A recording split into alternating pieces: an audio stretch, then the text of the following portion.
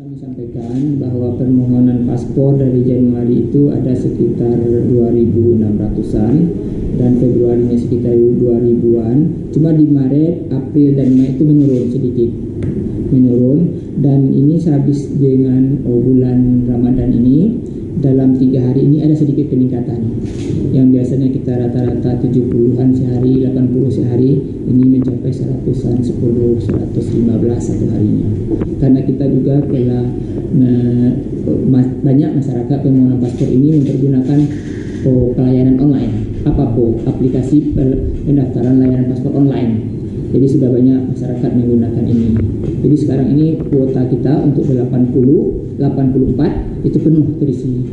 Ditambah lagi dengan masyarakat yang secara walk-in, secara datang langsung, ada 20-an, 30-an tadi, jadi hampir 120. Sampai sekarang masih berlangsung dalam permohonan paspor, pelaksanaan paspor.